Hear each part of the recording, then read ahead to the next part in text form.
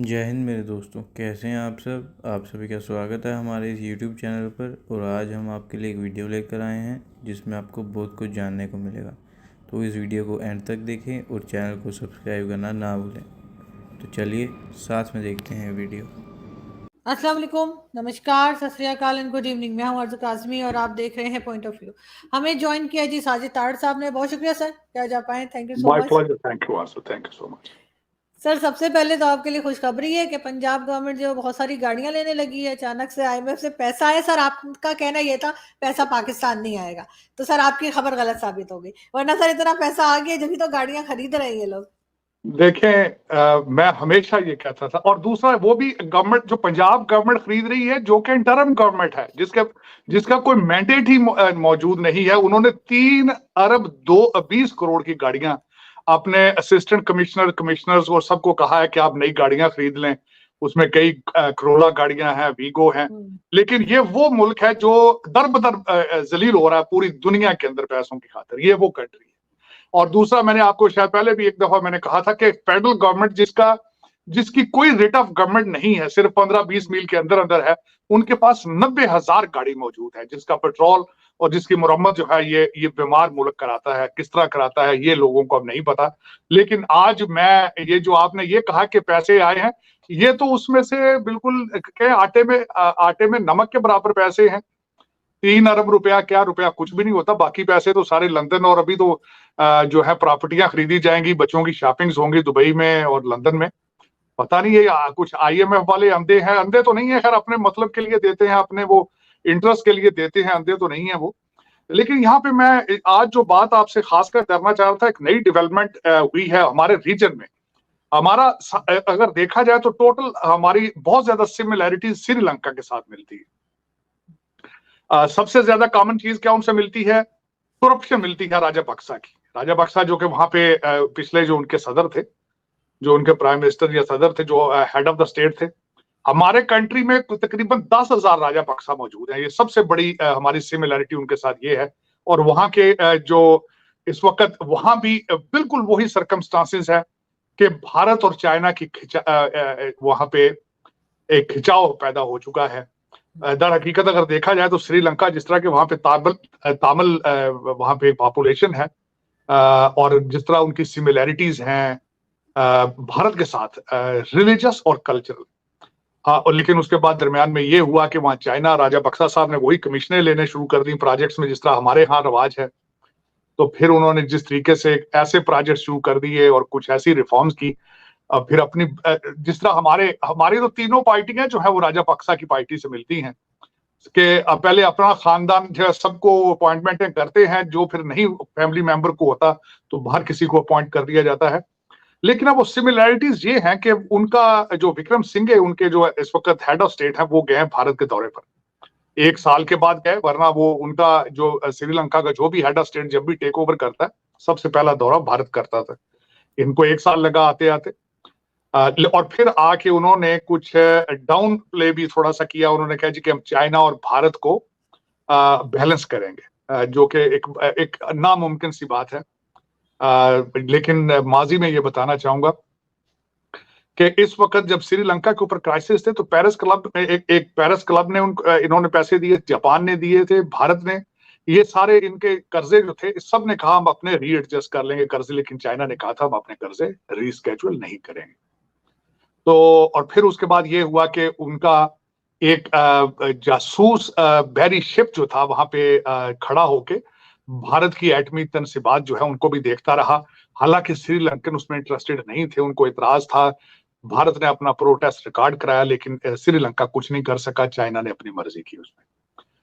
अब आज जो मैं समझता हूं कि जो भारत ने बहुत बड़ी, एक तो दूसरी बात उसमें बताना चाहूंगा, पिछले साल जनवरी से जुलाई तक भारत ने उनको $4 बिलियन दिया।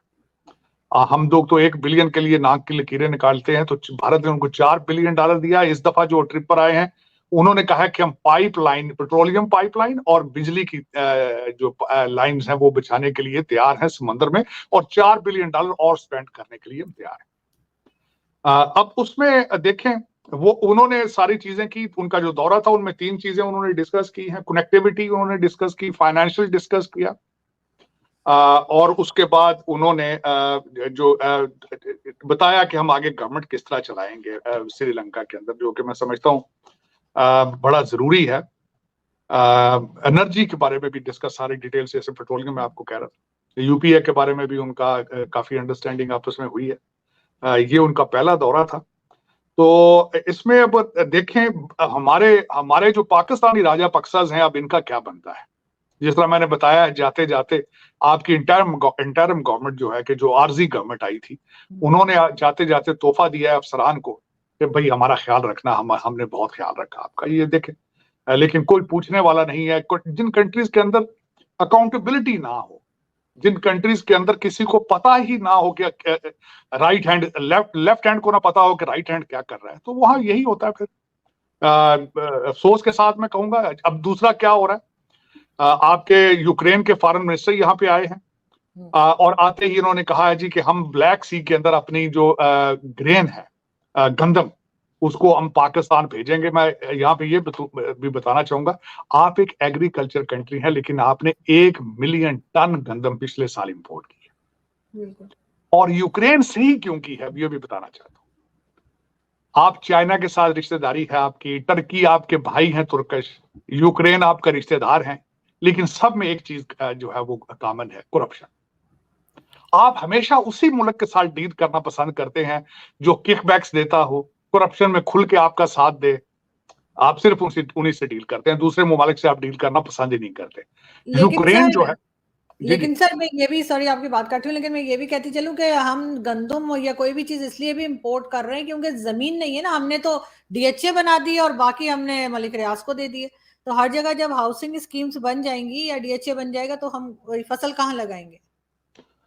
बिल्कुल, मैं ये बल्कि अफसोस के साथ कहूंगा, शाख के साथ ये कहूंगा कि एक हाई स्कूल ग्रेजुएट टाइकोन है प्रॉपर्टी का, इस वक्त पाकिस्तान उसकी जेब में है।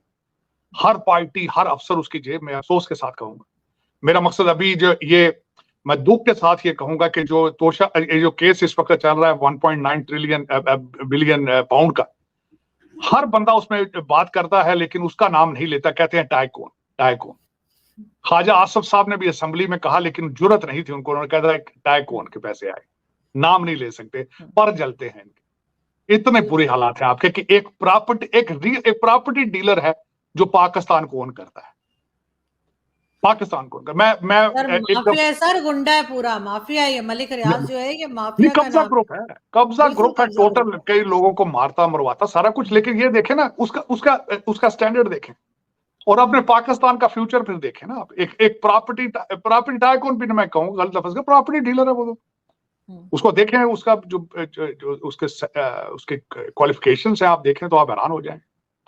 और लेकिन he is above everything. Pakistan पूरे का पूरा उसकी जेब में है। बिल्कुल। अब आप मजबूर हो जाते हैं, आपके सियासतदान, एस्टेब्लिशमेंट, जुडिशरी उसके सामने जाते हैं तो कांपना शुरू हो जाते हैं, मजबूर हो जाते हैं, क्योंकि हर एक ने प्लाट लिया है वहां से। सहाफी है उसकी जेब में है, हर चीज उसकी जेब में है। मैं हैरान होता रहता हूँ ये आपके पाकिस्तान की। और हर वजीर आजम का वो, मेरा मकसद है, कभी वो कैरेट के हीरो की अंगूठियां देता है, कभी कुछ देता है, कभी सारे रिटायर्ड जर्नल उसके पेरोल पर, सारे। बिल्कुल ऐसे तो मैं अगर देखूं तो मेरा ख्याल है कायदे आजम के बाद आपकी हिस्ट्री में दूसरा नाम उसी का आएगा। उसी आने वाले लोग यही कहेंगे कि एक प्रॉपर्टी डीलर ने पाकिस्तान को किस तरह खरीदा था और किस तरह उसने मैनिपुलेट किया, लूटा उसने किस तरीके से पाकिस्तान को।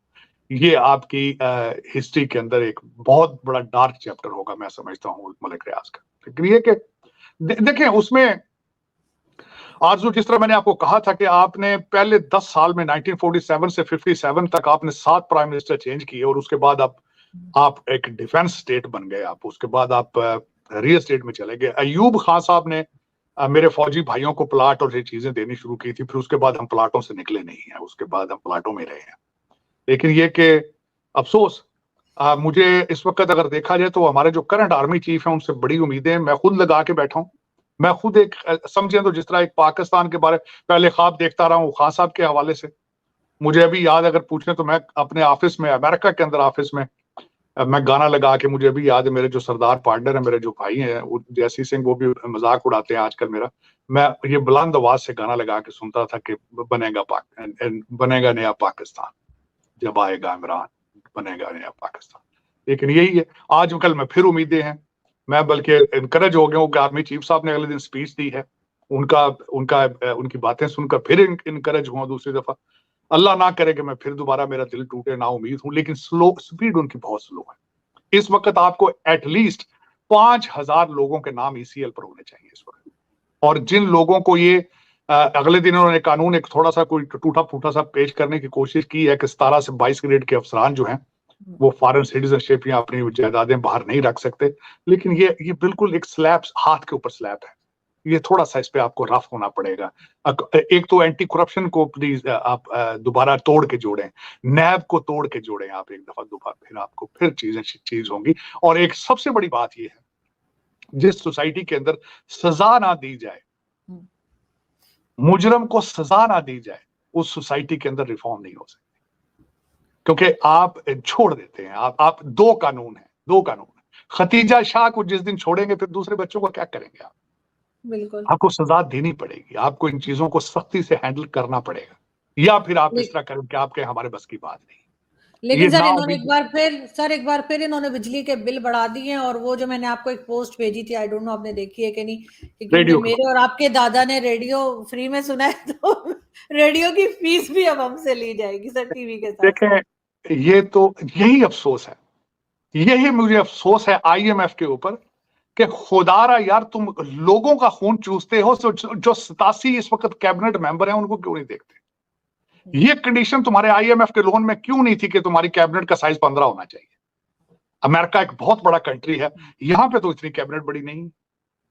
आप जैसे एक कंट्री के आपका साइज अगर देखा जाए तो एक टेक्सास स्टेट है अमेरिका की, उसके साइज का आपका पाकिस्तान है। 87 फेडरल मिनिस्टर, और वो फेडरल गवर्नमेंट जिसकी रेट ऑफ गवर्नमेंट 25 मील से आगे है ही नहीं है। मैं दुख है कि आईएमएफ ने वो कंडीशन नहीं रखी उसमें। आईएमएफ ने ये इतराज नहीं किया कि ये पंजाब गवर्नमेंट जो है 3 अरब रुपए की नई गाड़ियां क्यों लेके दे रहा है अफसरान को, लेकिन कौम का, अवाम का खून चूसने के लिए आईएमएफ भी तैयार बैठा है, कहता है ये करो वो करो ये करो, अवाम का खून चूसो।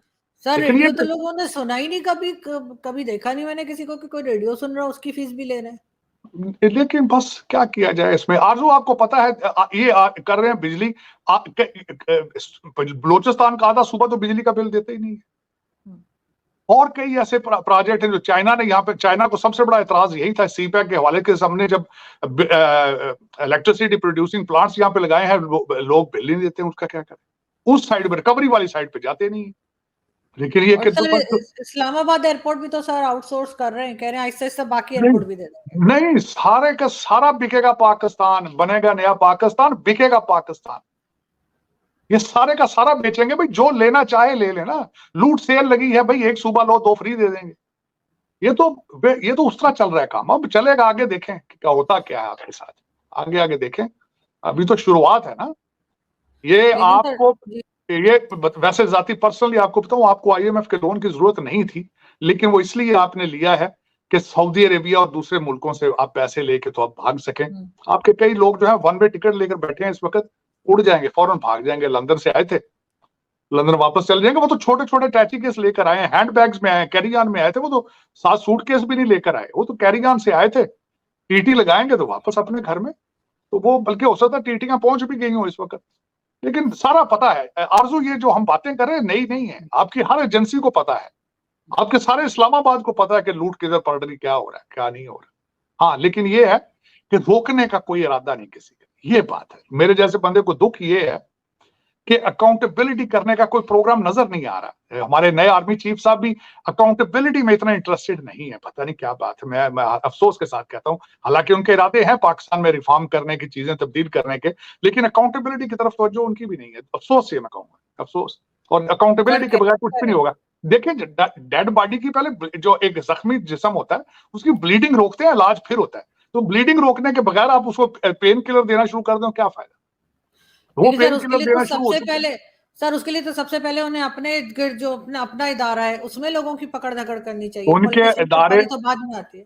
आरजू, उनके इदारे में सबसे ज्यादा मैं समझता हूं जो ज्यादती की है, इमरान प्रोजेक्ट लॉन्च किया है, जिन्होंने ये प्रोग्राम लॉन्च कर किया था और पाकिस्तान के अरबों रुपए खर्च किए उस पर, और अरबों का नुकसान हुआ। सबसे पहले तो अकाउंटेबिलिटी वहां से शुरू होनी चाहिए, वहां से शुरू होनी चाहिए कि भाई तुमने कौम के साथ ये क्या किया है। इस बंदे को लाए हो, ये कहते थे 200 बंदे इसके साथ हैं जो पाकिस्तान की तकदीर बदल देंगे। और उसके बाद क्या हुआ है, कल आप नई बात जो आप फैसल वाडा साहब ने कही है, उन्होंने कहा पंजाब सबसे बड़ा सूबा है 11 करोड़ लोगों का, और उसका जो चीफ मिनिस्टर था वो पांव में बैठता था। खान साहब जब बैठते थे साथ उनकी मिसेज बैठती थी जहाज में, तो पांव में बैठता था। फिर ये कहते हैं कि ये गुलामी से मौत अच्छी है। तो आपने एक बच्चा आप जनूबी पंजाब से लाके गुलाम बना लिया, आपने गुलामी उस पांव में क्यों बिठाते थे भी उसको? इस्लाम में इसकी इजाजत है आपको, लेकिन वो पांव में बैठता था। सर अलीम खान साहब कह रहे हैं कि जो पहले चीफ मिनिस्टर रहे पंजाब के, इमरान खान के फेवरेट उस्मान बुज़दार, कह रहे हैं वो 5 लाख भी नहीं छोड़ते थे। भाई मैंने एक दफा गया पंजाब में, तो उन्होंने कहा कि यहाँ पे पूरा जनूबी पंजाब में से पूरे का पूरा बुज़दार ट्राइब जो यहाँ पे आ चुका है, 5-5 हजार ले रहे हैं बुज़दार फैमिली के लोग, जो दूर दूर के रिश्तेदार काम करा रहे हैं। मैं ये खुद अपनी आंखों से सुन के आया था कि पूरा बुज़दार ट्राइब आ चुका है लाहौर में, और वो कोई पैसा नहीं छोड़ते, वो लेते हैं और काम कराते हैं। लेकिन चले, आप वो कहते हैं अलीम खान साहब ने व्हाट्सएप मैसेज सेव किए मैं अपने, जो उन्होंने खान साहब को भेजे थे उस्मान बुज़दार की करप्शन के हवाले से, और खान साहब ने उस पर तवज्जो नहीं दी। ये कौन सा इस्लाम है भाई? ये कौन सा अमर बिल मारूफ है? ये कौन सा इय्याका नअबुदु व इय्याका नस्तईन है? लेकिन ये कि दुख वाली बात यह है कि 25 करोड़ लोग अंधे हो चुके हैं, अंधे हो चुके हैं। जिस तरह मैंने आपको बताया था कि पाकिस्तान की ये बदकिस्मती है कि यहाँ पे कई ऐसे मुर्शिद फिर रहे हैं, बाबे फिर रहे हैं, जो सारे लड़के देते फिर रहे हैं सारा दिन, और लोग बेवकूफ हैं, पढ़े लिखे। जज सुप्रीम कोर्ट के बेवकूफ बन गए भाई, जर्नैल बेवकूफ बन गए हैं। वो कहते नहीं ये मुर्शिद है, ये तो खुदा ने, ये तो कहते सीधा खुदा से सीधा हम कलाम है, नौजुबिल्लाह। मैं क्या इसका कहूं? ये तो आरजू बदकिस्मती आपके मुल्क की है कि आपको कोई लीडर ही नहीं मिल रहा। पता नहीं क्या बात है, आपको कोई लोकल लीडर नहीं मिल रहा बिल्कुल। को पाकिस्तान का पैदा हुआ, वो जिसके बच्चे यहाँ पे हों, जो यहाँ बाहर गया ना हो, जिसकी ख्वाहिश ही ना हो बाहर जाने की। पता नहीं आपको कोई ऐसा 25 करोड़ लोगों में से वैसा इंसान ही नहीं मिल रहा अभी तक। ये ट्रेजेडी है आपकी, बदकिस्मती है। यहाँ पे सर उससे आगे नहीं आने दिया जा रहा। लेकिन सर साथ साथ पहले इमरान खान ने जो है वो फीमेल जज के बारे में जो कुछ कहा था, उन्होंने अदालत में जाके माफी मांग ली। अब साइफर जो वो हिला रहे थे खड़े होकर अपने जलसे में, उस पर भी सुना कि शायद माफी मांगने वाले हैं। हाँ माफी मांग ले, मुल्क तबाह हो चुका है, माफी मांग ले, क्या फर्क पड़ता है? माफी तो उन्होंने मांग ली है, अमेरिका से जो माफी मांग ली उन्होंने, वो साइफर निकाला, और किस तरीके से कदमों में गिरे अमेरिका के जाके। फिर उन्होंने किस तरह यू टर्न लिया, उन्होंने कहा नहीं जी बाजवा साहब ने जाके कहा था अमेरिका को ये बंदा ठीक नहीं है। फिर साजिश पहले यहां हुई, यहां से अमेरिका गई, अमेरिका से फिर वो साजिश वापस आई। लेकिन लोग देखें, वो जो कहता है वो लोग मानते हैं। बात तो ये है, वो दिन को खड़ा होकर रात कह दे तो वो कहते हैं रात है, उसके गेट को जाके चूमते फिर रहे हैं, कहते हैं ये मुर्शिद है, जिंदा पीर है, ये मनो सलवा अंदर उतर रहा है। कितनी बेवकूफ कौम है यार, मैं हैरान हूं। 21वीं सदी में कहते हैं तो मोइज़े कर रहा है, कहते इमरान नहीं तो कुछ भी नहीं, इमरान नहीं तो पाकिस्तान नहीं। कैसे ये लोग हैं? सर उनके साथी तो उनके खिलाफ बात कर रहे हैं। परवेज खटक भी जो है वो भी एकदम वो कर गए, उन्होंने अलग पार्टी बनाने का ऐलान कर दिया। नहीं देखें वो लेकिन देखें ना, वो दूसरे आजम खान साहब के हवाले से उन्होंने क्या बात की। खान साहब ने कहा जी वो तो बहुत शरीफ आदमी है, मेरे मुंह पे आके बात करेगा फिर मैं मानूंगा। वाह वाह, ये 21वीं सदी में देखें किस तरह का सिस्टम है कि मुंह पर आए कि मेरे बात करे, आपसे आपके कान में बात करे, कहे खान साहब लिख कर दे, खान साहब ये। लेकिन उसमें एक और मैं बात यहाँ बताना चाहूंगा, 164 के हवाले से जो आजम खान ने बयान दिया है, उस 164 के हवाले से बात बताऊंगा। डार साहब ने भी 164 का बयान रिकॉर्ड कराया था नवाज शरीफ की करप्शन के खिलाफ, मनी लॉन्ड्रिंग के खिलाफ। लेकिन ये कि ये डिपेंड करता है ना कि अदालत किस मूड में है, अदालत किस प्रेशर में है, अदालत क्या करना चाहती है, अदालत पाकिस्तानी है या अमेरिकन है, अदालत पाकिस्तानी है कि ब्रिटिश है, कौन सी अदालत है? आपकी अदालतों के अंदर सारे जो बैठे वो तो गोरा लोग हैं, एचईएसएम से पढ़ते हैं, बाकी सारी तालीम बाहर से लेते हो, तो गोरा साहब है वो पाकिस्तानी थोड़ी है। बच्चे सबके बाहर बैठे। मैंने बताया मैं टोरंटो जाता हूँ, वहां देखता हूँ इनके सारे मोहल्लात देखता हूँ इन जजों के और एस्टेब्लिशमेंट के, और करप्ट आपके जो ब्यूरोक्रेट है उनको देखता हूँ। 20-20 ग्रेड के जो करप्ट अफसर हैं उनके यहाँ 20-20 मिलियन डॉलर के मोहल्लात हैं टोरंटो के अंदर। मिसिसागा है, ऑक्सविल है, भरा पड़ा सारा। और पता है आपकी एजेंसियों को सब पता है भाई, जहाज उड़ते हैं थैले लेकर, वहां पे डॉलरों के बोरियां लेकर उड़ती हैं। अब जहाज उड़ सकता है किसी एजेंसी की मर्जी के बगैर, प्राइवेट चाहे प्राइवेट हो, क्लियरेंस होती है। इन्वॉल्व है ना सारी एजेंसी वालों के भी, तो कनाडा में और अमेरिका में, दुबई में, सब जगह पे घर है। लेकिन आप जो है तो पाकिस्तानी ना, है तो पाकिस्तानी। मैं ये कहता हूं कि ये जितने लोगों की हम बातें कर रहे हैं सब पाकिस्तानी है ना कहने को। शर्म नहीं इनको आती कि मादरे मिल्लत के साथ हम क्या कर रहे हैं, और आज से नहीं 76 साल से कर रहे हैं, और अब ये सर्वाइव कर पाएगी? ये सर्वाइव कौन सा कर रही है? कर पाएगी? आपको आप क्वालिफाई नहीं करते एज अ स्टेट। तो उसकी वजह ये है कि स्टेट को जब डिफाइन करते हैं उसकी रेट ऑफ गवर्नमेंट बड़ी इंपॉर्टेंट होती है। बॉर्डर उसके सेफ होना, आइडेंटिफाई करें बॉर्डर है आपके। 2 सूबों में तो मुसलसल जंग चल रही होती है। आपके अफगानिस्तान के साथ आपके हमेशा जंग चल रही है, ऑलमोस्ट हालत जंग में है। पिछले साल 264 अटैक थे आपके टेररिज्म के, तो ये स्टेट चल रही है। आपकी मुसलसल बलोचिस्तान के अंदर आपकी मुसलसल जंग चल रही होती है, तो ये स्टेट चल रही है आपकी। 4 सूबों की 4 गवर्नमेंट है मुख्तलिफ, ये आपकी स्टेट चल रही है। फेडरल गवर्नमेंट की रेट ही नहीं है इस्लामाबाद के दायरे से बाहर। ये कौन सी आपकी गवर्नमेंट चल रही है?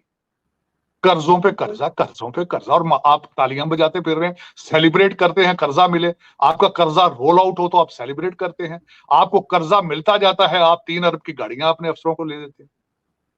कोई ना शर्म है ना कोई है। अब देखें इसमें, अब इसमें कुछ दुनिया क्या आपको करेगा, लोग क्या करें आपके साथ? सर पाकिस्तान में कराची में एक जर्नलिस्ट हुआ करते थे, आदिश रकावत जी।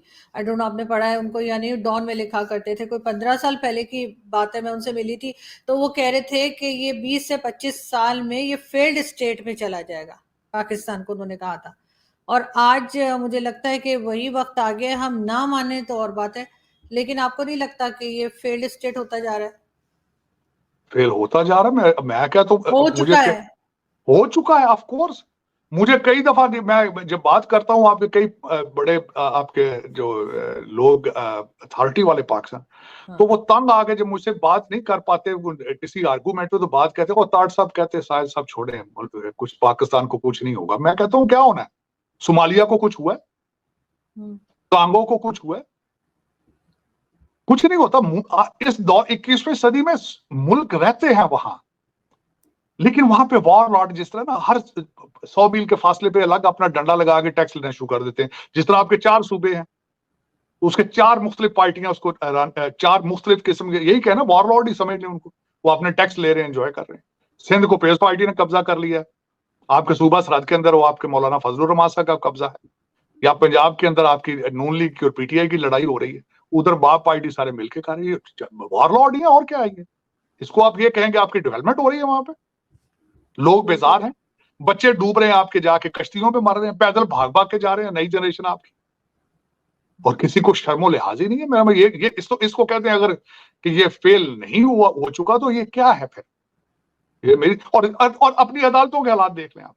आपके जो जजेस हैं, मैं देखता हूं कई दफा प्रोसीडिंग सुनता हूं, वो मुजरमों की सफाइयां पेश कर रहे हैं। वो as a defence attorney they behave like it. Mercedes गाड़ियों में बुलाना, उनको रेस्ट हाउसों में भेजना, उनको आने वाले जराइम में जमानतें दे देना कि हो सकता है ये बंदा अगले हफ्ते कत्ल करे, उसकी भी जमानत ले जाओ। ये इस तरह की अदालतें हैं आप। तो सर ये तो कहते हैं हमें एटम बम बचा लेगा, हमें सर हमें एटम बम बचा लेगा क्या? एटम बम के ऊपर खाना पकाने पहले आप देखें, शायद हो सकता है बिजली तो खत्म हो रही है, एटम बम से खाना पकाने की कोशिश करें, रोटियां पक जाती हैं उस पर तो अच्छी बात है, कोशिश करें आप। एटम बम, मुझे तो नहीं उम्मीद आपके पास कोई एटम बम है। मुझे लग रहा है चाइना ने आपको वैसे ही कोई लीज पे कोई पटाखा दिया था, वो चला गया वापस। आप you don't behave like it, Pakistan don't behave like you are atomic power. I don't expect.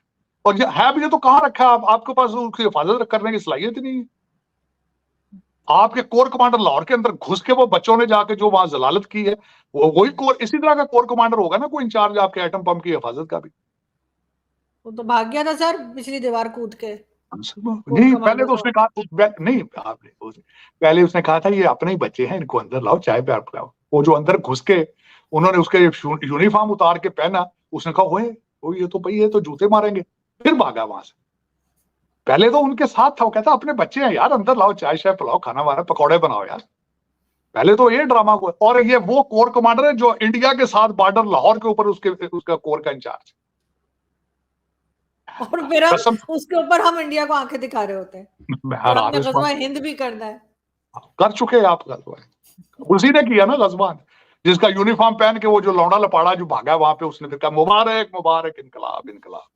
और वो न्याजी साहब कहते हैं जी, न्याजी साहब कहते हैं ये सारे एजेंसियों के लोग, भाई तुम्हारा भांजा पतलून लेके खड़ा हुआ था भाई कोर कमांडर की, खतीजा शाह अंदर से वीडियो बनाती रही है, बाहर डॉक्टर बैठी हुई थी गाड़ी में, तुम कह दो एजेंसियों के लोग थे। लेकिन जो वो जो कहता है बिकता है, चूरन जो बेचता है कौम ले रही खरीद रही है उसको। बदनसीबी पाकिस्तान की। मैं अगले दिन भी मैंने ट्वीट भी किया, मैंने कहा इस पाकिस्तानी मैकियावली का हल सिर्फ यही है कि इसको 6 महीने के लिए गवर्नमेंट दे दें, ये 3 महीनों में उड़ा के रख देगा। ये नई गोगियां ढूंढ लेगा, नए उस्मान बुजदार ले आएगा और अमलियात शुरू कर देगा, टूनों के ऊपर चलाएगा। ये बकरों पे मुर्गों पे ये पहले भी चलता रहा मुल्क, ये बिल्कुल पहले ऐसे भी सर, फूकों पे चलता रहा है सर, फूकों पे हमारे। बिल्कुल ऐसा ही है। बहुत शुक्रिया सर कि आपने आज ज्वाइन किया। Thank you sir, thank you sir. तो दोस्तों आशा करता हूँ कि ये वीडियो आपको अच्छा लगा होगा। अगर अच्छा लगा हो तो वीडियो को प्लीज़ लाइक कीजिए और अगर चैनल पर नए हैं तो चैनल को प्लीज़ सब्सक्राइब कीजिए।